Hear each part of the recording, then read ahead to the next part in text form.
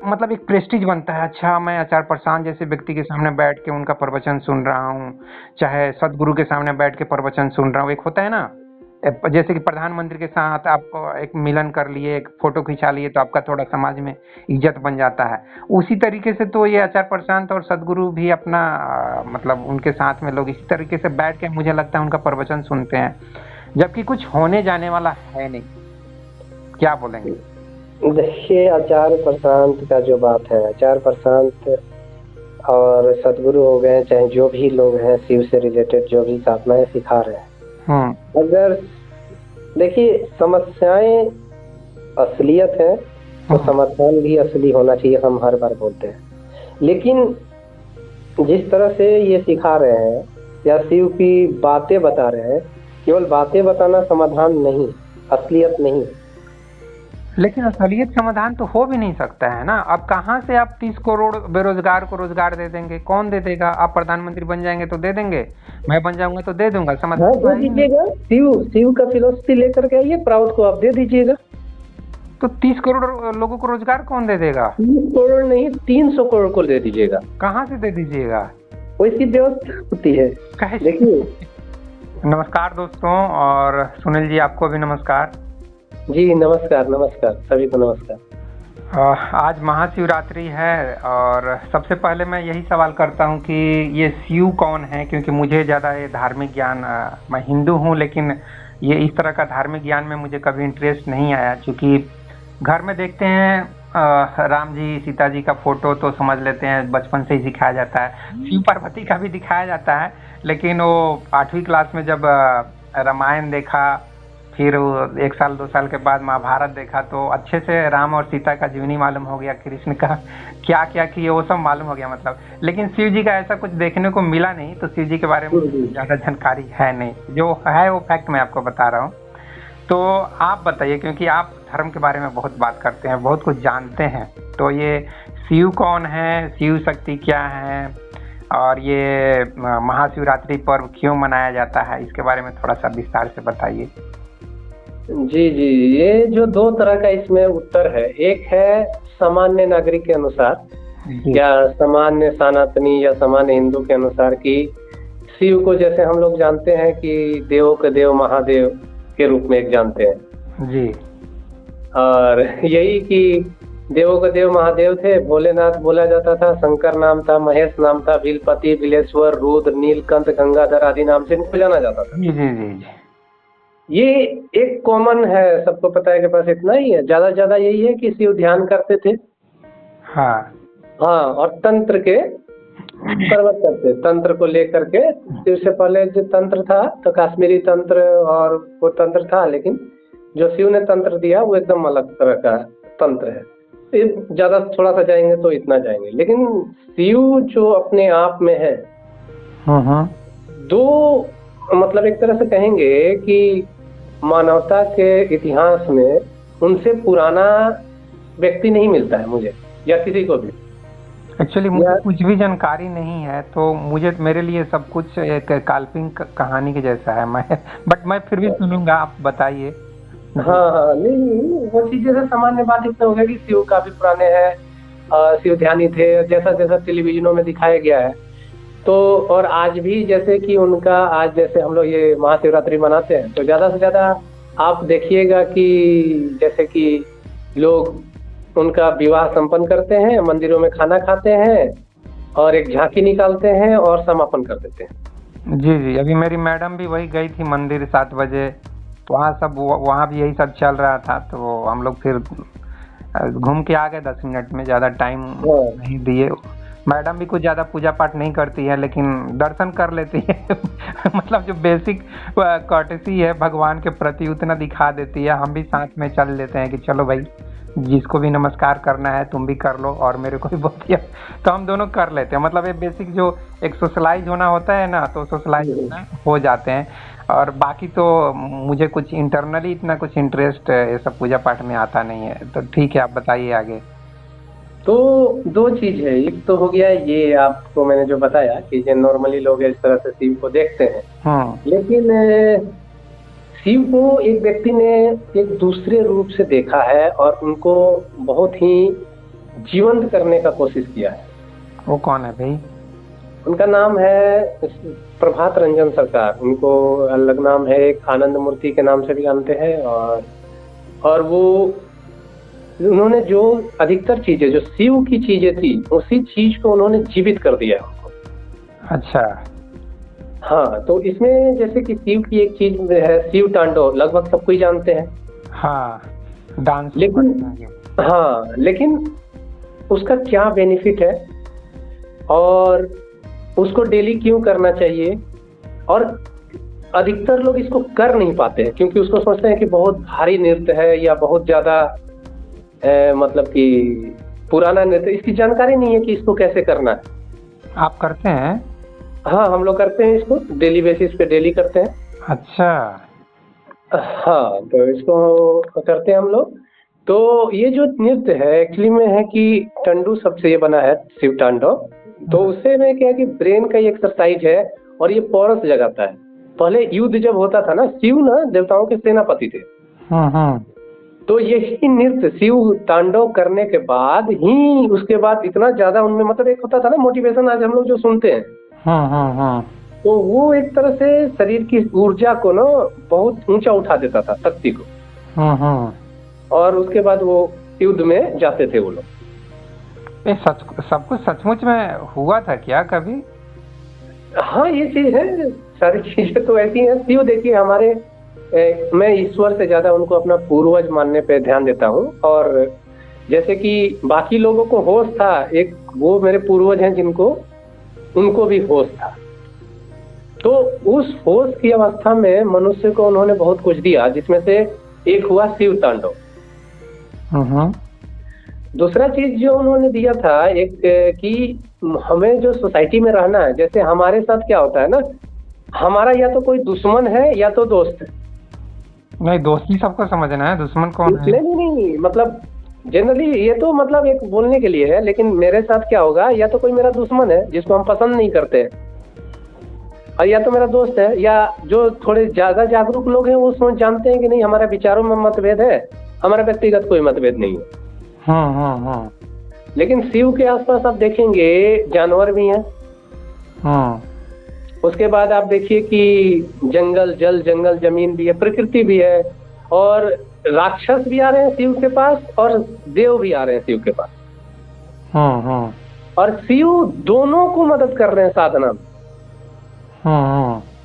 हाँ, शिव ही पहले ऐसे व्यक्ति हैं जो देवता बनाते थे। अच्छा। हाँ, देवता बनाने का जो प्रक्रिया हुआ वो शिव के द्वारा शुरू हुआ है। उसके पहले ये जो चीज है कि सबको लेकर के चलना है, इसको आनंद मूर्ति जी ने, श्री श्री प्रभात रंजन सरकार ने इसको बोला है नव्य मानवतावा। दो चीज हो गया। तीसरा शिव ने जो दिया था कि देवता बनाया जाता है, पैदा नहीं होता है। अच्छा, ट्रांसफॉर्मेशन है। हाँ, ट्रांसफॉर्मेशन है। जब व्यक्ति में कॉन्शियसनेस बहुत ज्यादा हो जाएगा और वो जो फैसले लेगा, जीवन जिएगा, वो एक जैसे कि सिंपल सा एक अंधा और एक आंख वाला, दोनों के जीवन में अंतर हो जाता है। सेम एक तीसरा आदमी, एक अंधा, एक आंख वाला, एक कॉन्शियसनेस वाला।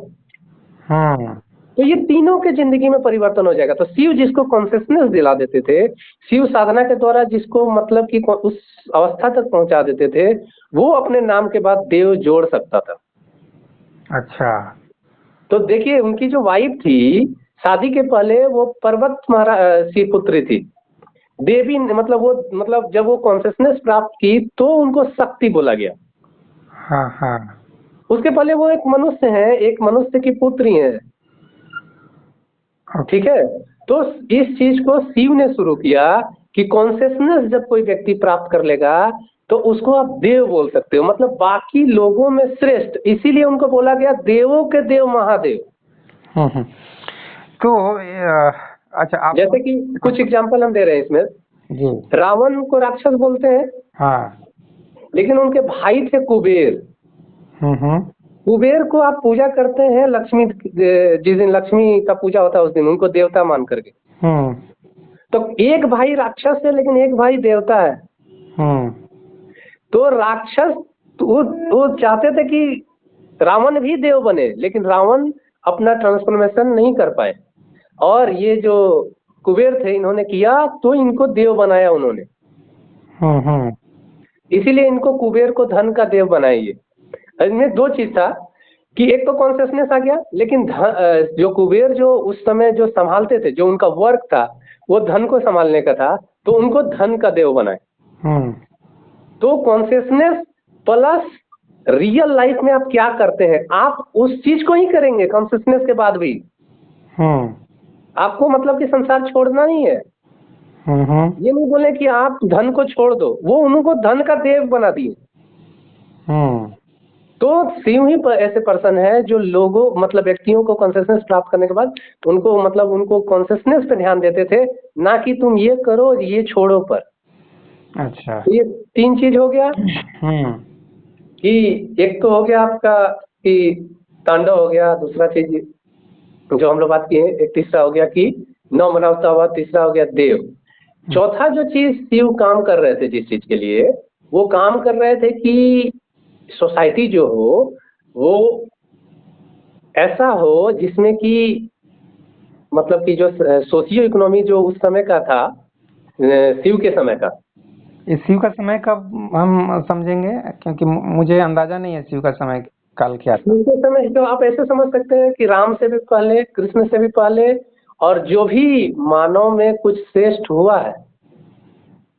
हाँ, ठीक है, मुझे एक लगभग अंदाजा बता दीजिए, क्योंकि मुझे अंदाजा नहीं। समय काल देखिए, अपने हिस्ट्री के साथ एक दिक्कत ये है, दिक्कत नहीं है, ये अच्छा ही था कि हम लोगों ने डेट आधारित हिस्ट्री नहीं रखा, हम लोगों ने कहानी आधारित हिस्ट्री रखा। ठीक है, तो हम अपने चीजों को कहानियों से, क्योंकि पहले तो ऐसा लिखने का था नहीं। तो इतनी आप सोचिए अभी 500 साल पहले क्या हुआ है, ये तो हम चलिए लिखित है तो मिल जाता है। तो अगर मान लीजिए हमारा सभ्यता अपना जो चीज है हजारों साल है, तो उस समय पहले ना तो कागज था ना तो कुछ था, तो कैसे बचा करके रखते अपनी हिस्ट्री को। तो हमारी डेट पे आधारित हिस्ट्रियां नहीं है, हमारी कहानियों पे आधारित हिस्ट्रियां। इसलिए उनका महत्व कम हो जाता है ना। नहीं, इसलिए महत्व नहीं कम हो जाता है, ये तो समझदारी का बात है कि एक समय वैसे उस तरह से हिस्ट्री बनता था। नहीं तो लोग आज के समय में हर एक चीज का प्रमाण खोजते हैं ना। तो प्रमाण खोजते हैं, तो जैसे जैसे विकसित हुए वैसे वैसे न खोजेंगे। आपको अगर 10 जितना साल पुराना है उतना साल में कितनी बार चीजें नष्ट हुई, कितनी बार बची, अगर कहानियों रूप में नहीं तब्दील किए होते तब तो ये भी हमारे पास नहीं मिलता। हाँ, तो अब कहानियों का महत्व खत्म हो गया है ना आज के समय पे। ये चाहे वो शिव हुए, चाहे कृष्ण हुए, चाहे राम हुए, सिर्फ पूजा पाठ के पात्र बन के रह गए हैं। तो यही चीज तो मैं बता रहा हूँ कि शिव को इन्होंने जीवित कर दिया फिर से। जैसे ये तीन चीजें मैंने बताया, एक चौथा चीज इन्होंने जो दिया है वो दिया है सोशियो इकोनॉमी। जैसे अभी हम लोग पूंजीवाद है सोशियो इकोनॉमी में हमारा सारा तंत्र, जिससे कि हमारा सामाजिक आर्थिक मतलब कि कार्यक्रम चलता है। तो शिव के समय भी था एक सिस्टम जिसको उन्होंने मतलब लागू करने का कोशिश किया था। उस समय लोगों में शिव के समय का जो सिस्टम देखिए कि शिव एक तरह से न्याय भी करते थे बहुत। अच्छा, जैसे कि शिव में जो भी लोगों को दिक्कत होता था तो अंतिम न्यायकर्ता जो थे शिव थे। अच्छा, ठीक है केसर जी, ये मतलब 4 पॉइंट आपने बताया, मतलब वो न्याय भी करते थे। हाँ, और फिर से उसके बाद जो सोशियो इकोनॉमिक व्यवस्था थी जो उन्होंने किया, एक पांचवा प्राउड को लाया, प्रोग्रेसिव यूटिलाइजेशन थ्योरी। जैसे पूंजीवाद एक सोशियो इकोनॉमी है ना। तो शिव जी तो नहीं ना, ये तो आप आनंद मूर्ति जो बता रहे हो ये लाए ना। हाँ, ये लाए, लेकिन ये जितनी भी चीजें हैं शिव जी के थ्रू आई है।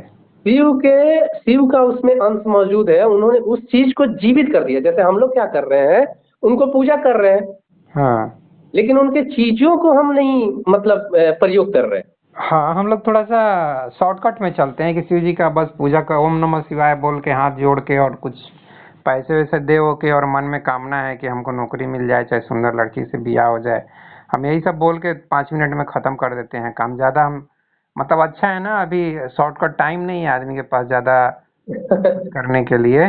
तो देखिए, जीवन जो परिवर्तन होता है वो होता है प्रैक्टिकल से, शॉर्टकट से तो परिवर्तित होता नहीं है। तो जिस व्यक्ति को भी शिव किसके लिए है, जो जीवन को परिवर्तित करना चाहता है। शॉर्टकट वालों के लिए शिव नहीं है। अच्छा, अगर शिव मान लीजिए, शिव के पास कौन जाएगा, किसको जाने की जरूरत है। कॉन्शियसनेस जो प्राप्त करने की जो चीज है वो 1-2 दिन की तो बात है नहीं। तो लोगों को कॉन्शियसनेस नहीं चाहिए ना, लोगों को मौज मस्ती पैसा चाहिए, पैसा ये चीज चाहिए। तो उन्होंने कहाँ मना किया है कि लोग पैसा, कुबेर को उन्होंने देव बना दिया, धन का देव बना दिया, और लोग भीख मांगने कुबेर से जाते हैं। तो जो कुबेर को देव बना रहे हैं, आपको उनसे कुछ सीखना चाहिए, हमको कुछ सीखना चाहिए कि उसी जिसको वो देव बना उसे भीख मांगते रहना चाहिए। नहीं तो आज के समय में तो सब कुछ काल्पनिक कहानियां हैं सिर्फ, मतलब आम आदमी के लिए क्या है। जैसे कि आप अगर आगे और चर्चा कीजिएगा, मैं शायद आपको रोकूंगा। हाँ हाँ मैं अपने प्रैक्टिकल लाइफ एक्सपीरियंस शेयर करता हूँ इसके जी, बारे में। बिल्कुल बिल्कुल। हाँ, तो मैं बचपन से अपने दादाजी को देखा कि वो शिव जी की पूजा करते थे। मेरे घर में आंगन में एक शिव जी का पत्थर का बनाया हुआ था, और मैं जब से 4-5 साल का एज से उनको देख रहा हूँ कि वो पूजा सुबह सुबह स्नान करके जाके पूजा करेंगे, और डेली पता नहीं कुछ बोलते होंगे, कुछ कामना करते होंगे। तो उनको पूछा कि आप ये कब से कर रहे हैं, बड़ा हुआ तो मैं पूछा, तो वो बोले कि मैं बचपन से ही करता हूँ। कुछ 7-8 साल या 10 साल का एज बताए होंगे, और वो लगभग समझ लिए कि लगभग 100 साल जिए, तो कितने साल उन्होंने पूजा किया। और कुछ खर्चा नहीं, स्नान करना है, एक लोटा पानी लेके आना है, शिव जी पे चढ़ा देना है, और ज्यादा ज्यादा 2 अगरबत्ती जलाना है, और हाथ जोड़ लेना है, कुछ बुदबुदा दिए मंत्र या कुछ भी, बस इतना ही पूजा हो गया उनका। तो ये करीब करीब 90 साल तक पूजा किए, और उनकी मनोकामना मैं देखता हूँ कि कुछ पूरा हुआ नहीं भाई। मतलब चाहे वो अपने बच्चे के लिए, मतलब मेरे पिताजी के लिए, चाहे मेरे चाचा जी के लिए चाहे होंगे कि इनको अच्छा जॉब मिले, जैसे कि मेरे लिए भी वो चाहते थे कि अच्छा जॉब मिले, मतलब क्लास 7 टाइप का। तो वो उनकी मनोकामना पूरी नहीं हुई। मतलब नाती पोता के मामले में भी फेल हुए, बेटा के भी मामले में फेल हुए। तो चाहे धन के मामले में, चाहे उनका एक कोर्ट केस था, वो लगभग 40-50 साल तक लड़े, लेकिन फिर भी उसका फैसला नहीं हुआ, वो ऐसे ही चल रहा है, डेड हो गया है केस। तो कुछ फायदा तो मुझे दिखाई नहीं दिया रियल लाइफ में। देखेंगे, मैं अपनी बहन को देखा कि वो भी कभी कभी पूजा करती थी, तो मैं उसको बोलता था, अरे पूजा पाठ करने से कुछ नहीं होगा, ये नॉर्मल आईएबी जो पढ़ रही हो, वो भी आईएबी सिर्फ मत पास करने के लिए पढ़ो, नौकरी के लिए पढ़ो। बल्कि मैं प्रतियोगिता दर्पण का किताब भी उस टाइम में 95 के टाइम पे दिया था कि ये देखो ऐसे बैंक में रेलवे में क्वेश्चन पूछा जाता है। तो क्वेश्चन देख के ही गड़बड़ा गई कि अरे बाप रे, इतना कम समय में इतना क्वेश्चन का आंसर कैसे देंगे, तो मुश्किल है। तो कहने का मतलब ये, मैं समझ गया ना, मैं रियल लाइफ एक्सपीरियंस, और मेरे अंदर कभी इच्छा नहीं हुई किसी की भी पूजा करने की, मैं फ्रैंकली बोल रहा हूँ। और आज मेरे अंदर किसी की भी पूजा करने की इच्छा नहीं है। चाहे 33 करोड़ देवी देवता हैं, मेरे को किसी भी देवी देवता से कोई मतलब नहीं रहता है। मैं कृष्ण को प्रेम करता हूँ, पूजा नहीं करता हूँ। मैं आपको बोल रहा हूँ, उनकी गीता मैं कुछ पढ़ा हूँ, तो मुझे लगा कि हाँ यार, किसी ने इतने डेप्थ में जाके आत्मा और परमात्मा के बारे में बात किया है, तो इस बंदे में कुछ दम है। तो उस दम के वजह से मैं उनको प्रेम करता हूँ। उसी तरीके से गौतम बुद्ध से भी प्रेम करता हूँ। अदर पूजा मैं किसी की भी नहीं करता।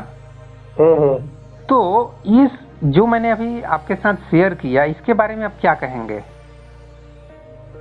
जो आपने की, देखिए शिव या कोई भी देवता जी, मतलब दादा जो कुछ भी किए, या मैं अपनी बहन का भी बात किया। हाँ हाँ ठीक है, जो भी चीजें हैं, ये चीजें, पहली बात तो, सबसे पहला बात तो आप उन्हें देव, किसी को भी आप एक जो सोच रहे हैं जिस हिसाब से कि वो व्यक्ति हमें कुछ देगा, वो देने के लिए नहीं है पहला। लेकिन लोग तो पूजा पाठ उसी लिए करते हैं ना भाई, आज भी उसी लिए पूजा पाठ कर रहे हैं। तो उनको कुछ ऐसे भी मिलने वाला नहीं है, क्योंकि शिव को भी जब प्राप्त करना है कोई भी चीजें, तो वो ध्यान की तरफ जाते हैं, ना कि मांग की तरफ। ध्यान से किसी को कुछ मतलब नहीं है। ध्यान के बारे में आप बात करेंगे ना, तो लोग वीडियो देखेंगे भी नहीं, वो तुरंत बंद करके बोलेंगे हटाओ यार, फालतू बात हो रहा है। वो उनकी मर्जी है, वो उनकी मर्जी है, वो वीडियो बंद कर दें, अपना जीवन को बंद कर दें, लेकिन सच तो आदमी सच ही बोलेगा ना। नहीं, आम आदमी को चाहिए कोई आप मंत्र बता दीजिए, लाइक ओम नमः शिवाय बोलने से हमको आईएएस की नौकरी मिल जाएगी, ऐसा कुछ मंत्र बताइए। ये सब नहीं होता है। ये अंधविश्वास, ये डोगमा लोगों को छोड़ना पड़ेगा। जीवन में कुछ भी देखिए, दो लोगों का देखिए, एक कुबेर का और एक रावण का। नहीं, ये सब कुछ तो कहानी है, लोगों को कहानी नहीं, है। दोनों का लाइफ कहानी, हिस्ट्री कहानी ही होता है। अगर आप नहीं सीखना चाहते हैं तो आपके लिए वो किसी कीमत का नहीं। मान लीजिए आपके लिए झूठ है या सच है, मेन तो आपको सीखना है ना उससे। नहीं, जैसे कि मेरे लिए पूछेंगे तो मैं बोलूँगा कि मुझे कोई इंटरेस्ट नहीं है इन सब चीज़ों के बारे में, ऐसे मैं बोल दूँगा। लेकिन आम आदमी को जो इंटरेस्ट दिखाई देता है, चाहे वो मैं अपने दादाजी को देखा, चाहे बहन को देखा, मेरी वाइफ तो इतना कुछ नहीं करती है, वो लगभग न्यूट्रल है, मेरे से थोड़ा सा पीछे है, लेकिन न्यूट्रल है लगभग। तो आम आदमी को, और वहाँ पे मैं गया तो कम से कम 100-200 लोग मंदिर में जुटे हुए थे और सब अपने ढंग से पूजा पाठ कर रहे हैं। बल्कि एक एक्सपीरियंस बता रहा हूँ कि एक जगह वो घुसने की कोशिश की, तो वहाँ एक लड़की खड़ी थी, वो मतलब वो मंदिर का होगी कोई सदस्य, वो उसने मना कर दिया, बोली कि नहीं नहीं इसमें आप मत जाइए। तो क्यों भाई? तो यहाँ आप अलाउ नहीं है। क्यों अलाउ नहीं है? तो यहाँ आने के लिए आपको फीस देना है, मतलब 100-200 रुपये की कुछ फीस, वहाँ कुछ ऐसे सब पूजा हो रहा था शंकर जी का। तो मेरी वाइफ बोली कि ठीक है मैं इसमें नहीं जाती हूँ। तो क्या चल क्या रहा है सब, मतलब देखिए, चल क्या रहा है, लोग चला क्या रहे हैं, ये उनकी परेशानी है और उनकी जरूरतें होंगी। शिव से अगर आपको कुछ सीखना नहीं है तो जाने का जरूरत नहीं। अच्छा। हाँ, शिव के पास भटकने का भी जरूरत नहीं। वो तो शमशानवासी है, जाएंगे, कुछ सीखना नहीं है। ऊपर से नहीं केसर जी, आप समझ रहे हैं ना, ऐसा नहीं कि आप जो चीज मैं बोल रहा हूँ वो चीज को आप नहीं समझ रहे हैं।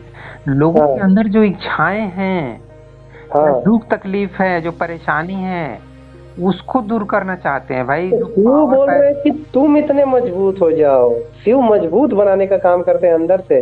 वो आपकी दुख तकलीफ दूर करने के लिए नहीं बैठे हैं। वो बोल रहे हैं कि तुम इतना मजबूत बन सकते हो कि तुम खुद का तो दुख तकलीफ दूर कर ही सकते हो, बाकियों का भी कर सकते हो। ये बनने की सीख दे रहे हो।